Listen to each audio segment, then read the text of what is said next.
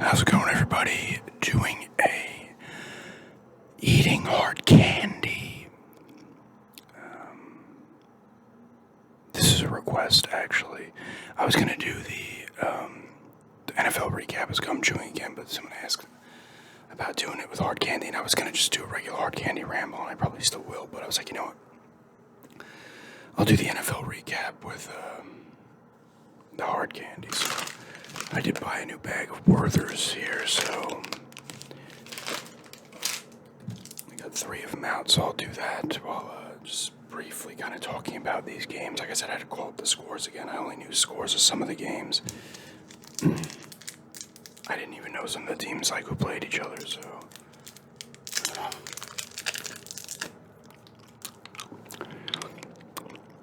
But anyway, 2 weeks down. And, on Thursday night, the Eagles beat the Vikings. So the Eagles are 2-0. Vikings are 0-2. So that's a little bit surprising. And then there's already rumors swirling around that maybe the Jets or some of them would try to trade for Cousins because now the Vikings aren't doing the usual NFL bullshit.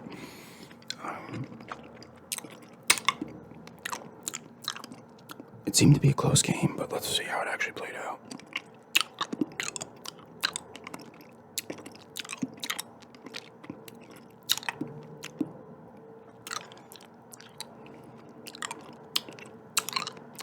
I mean, Cousins had 4 touchdowns, 364 yards. They did not run the ball well. They did fumble the ball 4 times, though, and lost all 4 of them. So that's kind of a problem. You can see why they probably lost that game.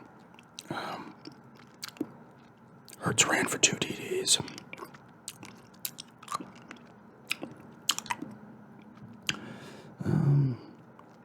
I mean, yeah, they were blowing them out for a bit. It was 27-7 at one point.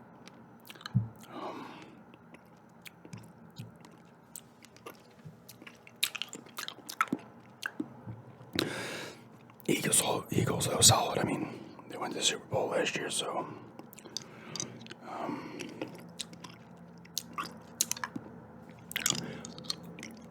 Obviously knew they were going to be good. This freaking thing is taking a year.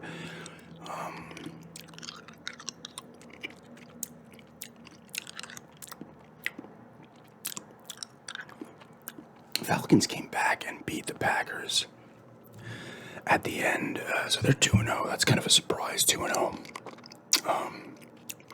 Jordan Love looked pretty good again, though, for the Packers, so that's solid for them as well.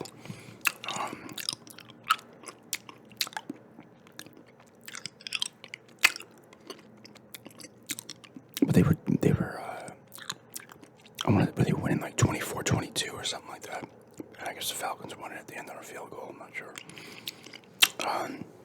Bills destroyed the Raiders 38-10.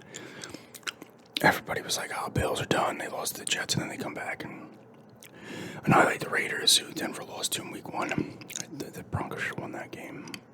I think Josh Allen had like 3 or 4 TDs, so.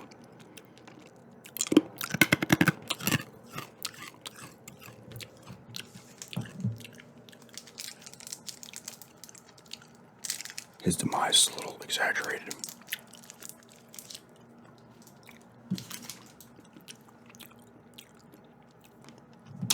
That's fucking football, though. That's why I kind of lost interest in a lot of sports. It's just the overanalyzing of every little thing in every week is so annoying. I remember this had to have been over 10 years ago. It was the first quarter of a game, or no, the first half, and the Bucks were not that good that year. They weren't supposed to be, and they ended up not being. But they were winning at the half, and they were literally like, I forget what they said, but they were already like, oh, the Bucks playoff team said something ridiculous, and I was like, are you kidding me? I can't. Ravens beat the Bengals 27-24. Bengals were 0-2, but I saw a stat that Burrow's record or the Bengals' record with Burrow as their starter. And the first 2 weeks isn't good, and then they're awesome after that. So I guess that's part of the cause. We're in the 0-2 last year as well. I believe the Ravens are 2-0. Seahawks beat the Lions in OT. The Lions came back and tied that game on a field goal. I don't know how they lost in OT, but I was paying attention to that game briefly. Lions came off that big win at KC, and then they lose. And I'm going to get into this a little more with Denver, but the Lions, it's always going to be hard for them, even though they got better last year. It's going to be hard and so hard for them to get over the hump, no matter the talent they have, because there's just a stink of losing on the franchise that it doesn't matter who's on your team or what. It's so hard to shake and then be consistently good. Titans ended up beating the Chargers in OT. The Chargers are another one of those teams, man. You think they should be really good, but they just, I don't know. They're 0-2 now. Actually, the Chargers tied that. They were down, and then they lost an OT on a field goal. Justin Herbert is his name. He had 2 TDs. Henry had 80 yards, a touchdown. For Tennessee, Keenan Allen had 2 touchdowns. 111 yards on 8 catches for the Chargers. Buccaneers beat the Bears, and now the Bears are 0-2. The Baker Mayfield era is off to a 2-0 start in Tampa.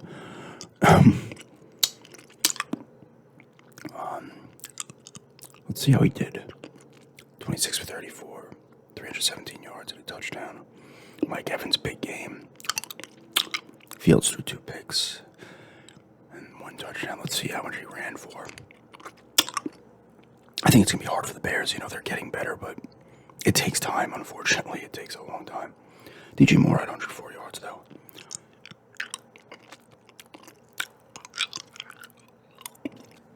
He was sacked 6 times. Fields, that's never good. He didn't run well either. He only ran 4 times, though, so. But Baker Mayfield, 2-0 start. I'm sure Skip Bayless is thrilled. He freaking bones over Baker Mayfield. I think Baker's a decent quarterback. I don't think he's incredible. I think he's solid, but Skip Bayless chooses like random quarterbacks and like blows his load over them. He did it with Debo too. I think he still does. Chiefs beat the Jaguars in a defensive battle, seemingly 17-9. I don't know if much happened there. I'm pretty sure Kelsey was back, right? I don't know. McMahon is still hitting those field goals, though. They did not score a touchdown. Mahomes had 2 touchdowns and a pick, 300 yards. Kirk on the Jags at 110 yards receiving. Lawrence, 216 yards. Colts beat the Texans. Texans have that rookie QB, right? What's his name? Stroud. That's going to be a work in progress, too. But Indy comes back, and I think it was Gardner Minshew came in there, 171 yards and a touchdown. This guy Collins on Houston had 146 yards and a touchdown, 7 catches. Stroud played pretty well, 384 yards, 2 TDs, so I assume their defense isn't that good.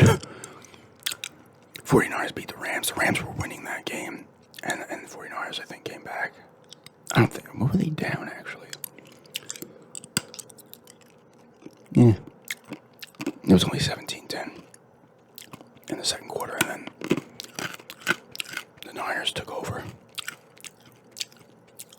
Purdy didn't do much, but he didn't have to. Stafford, 2 picks. Christian McCaffrey, 160 yards and 16 yards in TD. Deebo Samuel, 6 for 63 catches. I think he ran for some, too. Niners good.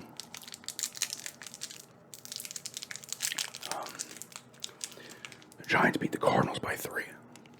Giants were getting their ass kicked early and then stormed back. Being in New York, they were calling for Daniel Jones' head at the halftime, and now he's the greatest thing ever. And once again, football. It's 20-0. It was 28-7 in the third quarter. Cardinals are going to struggle. They're a team, like, you find ways to lose. When you haven't had a lot of success, you find ways to lose. Jones had 2 TDs and a touchdown, 321 yards. Barkley did get hurt. I think he's only had a few weeks. Guy Waller, the tight end, had 6 for 76. He came from the Raiders, and he was hurt last year. He's good, though. When he plays, he's really good. Cowboys smacked the Jets. Cowboys are 2-0. Eagles are 2-0, and Washington's 2-0. I mean, it's the key boys. I just try to combine both their names. The Eagles and Cowboys fought for that division last year, too, didn't they? Zach Wilson, 3 picks, freaking touchdown. 12 for 27 for 170 yards. He did shit. He ran for 36 yards. They ran the ball like crap, too. Well, they only ran the ball 16 times. Garrett Wilson had 2 catches for 83 yards. I know one of them was a big touchdown. Prescott, 2 TDs. Very efficient. 255 yards. Not a lot of incompletes. CeeDee Lamb, 43 yards receiving.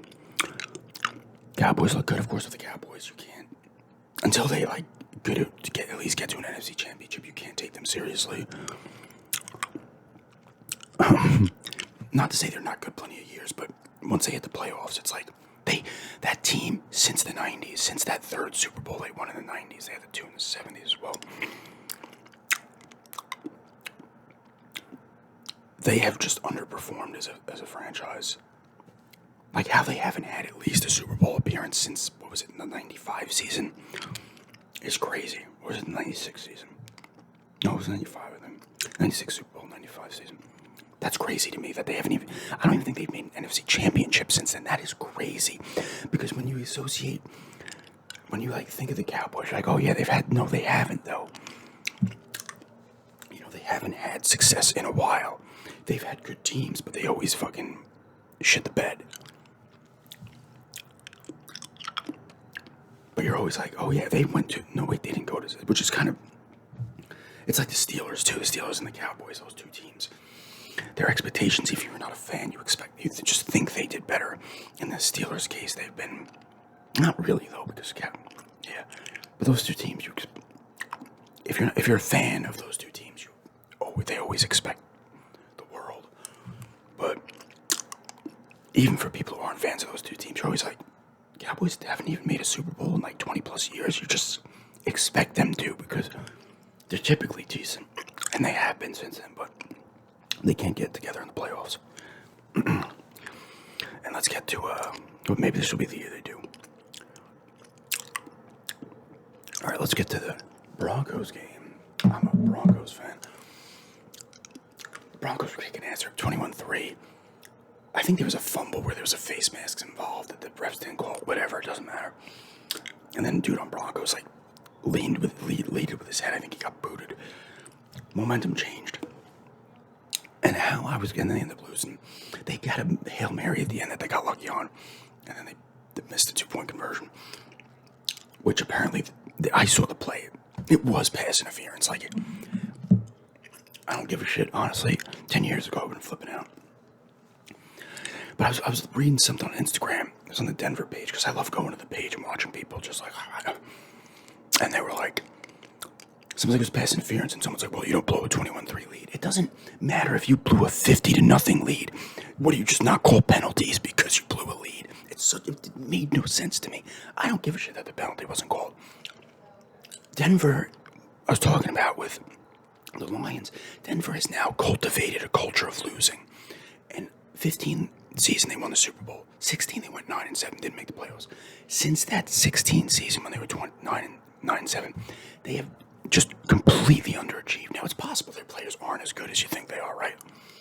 Their defense all of a sudden sucks, and that might be because Van Joseph's back as defensive coordinator. He was their head coach for 2 years, and all of a sudden their defense can't do shit. They play a completely different system, and they suck. Washington clearly has to be pretty good. But Denver's lost 2 games in a row at home, which hasn't happened in a while. And I think. But. And Russell Wilson was solid. Here's the thing. They have the stink of losing on them now, and you cannot. It's so hard to break it. What I said about the Cowboys and Steelers. Now, the Cowboys might not have won a Super Bowl since '95, or the Steelers won in, what was the last one, like 2008 season or something? They lost the one after that to the Packers, but still, those two teams don't have the stink of losing. They're consistent franchises, even if they're not winning Super Bowls. They're not consistent winning Super Bowls, but not many teams ever do, right? The Patriots were for a bit, but those two teams, unless you're counting like the Steelers in the 70s won 4, but they're consistently good.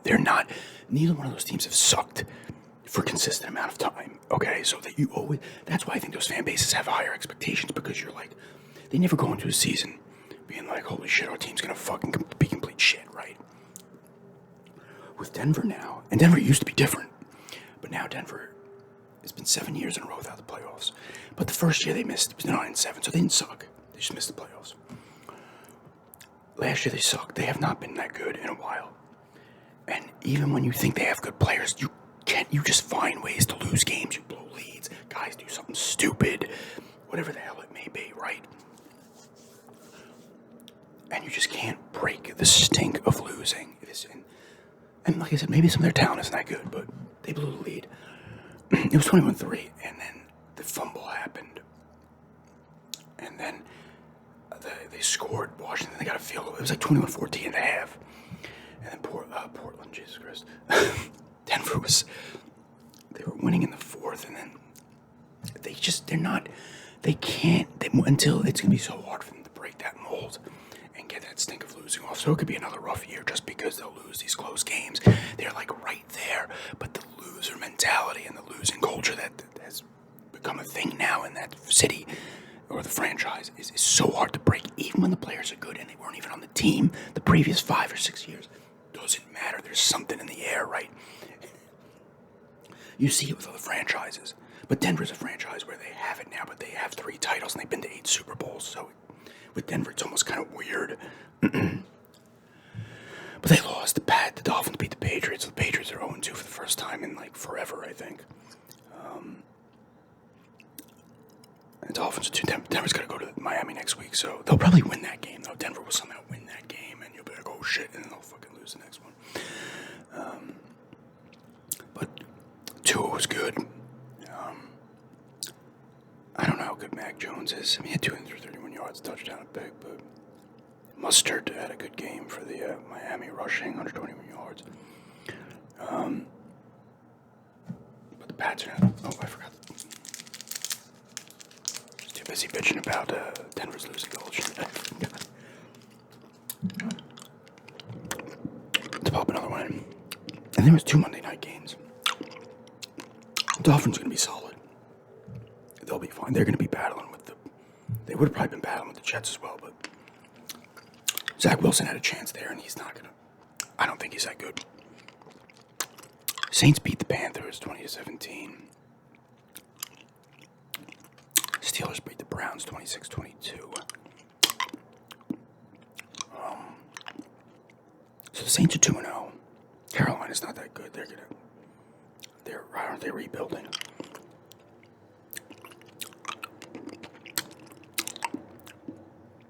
But Saints are 2-0.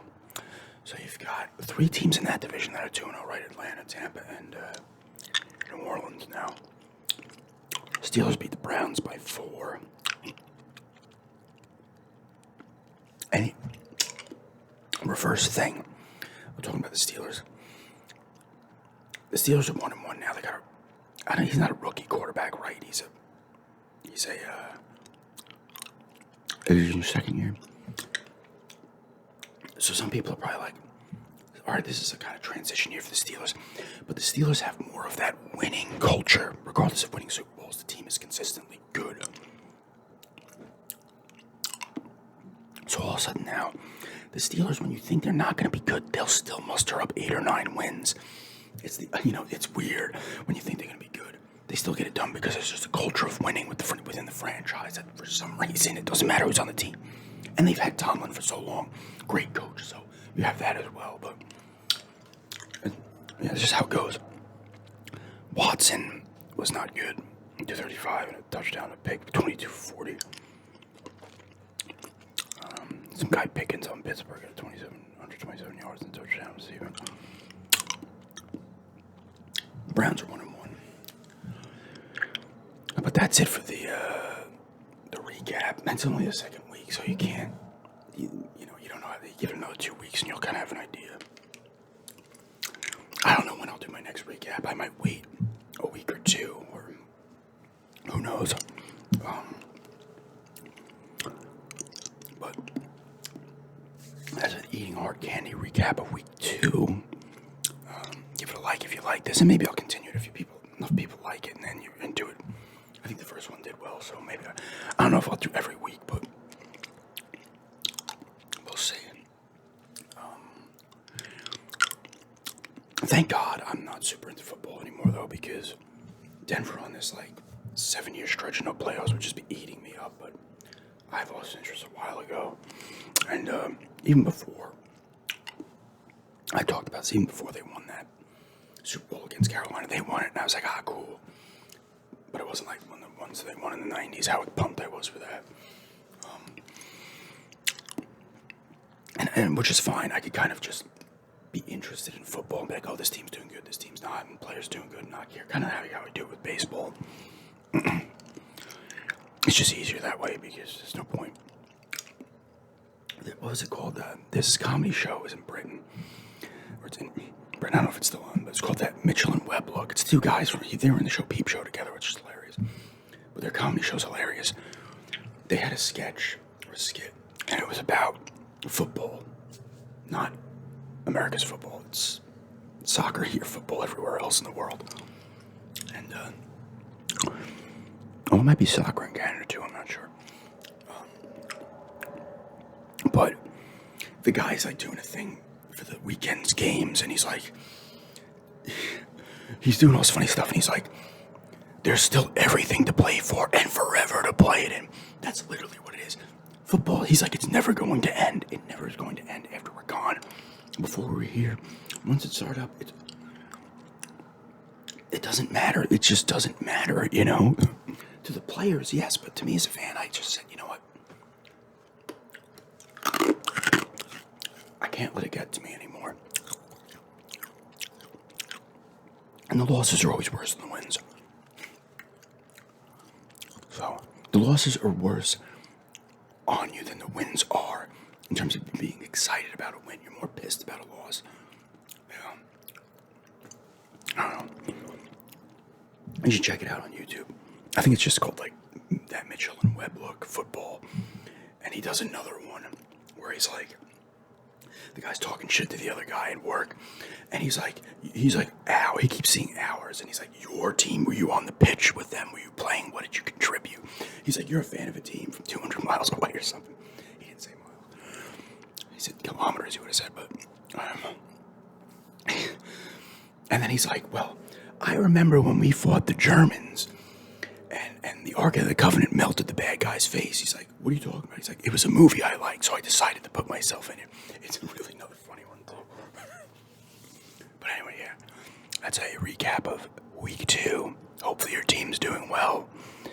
And thanks for checking this out, and have a good day.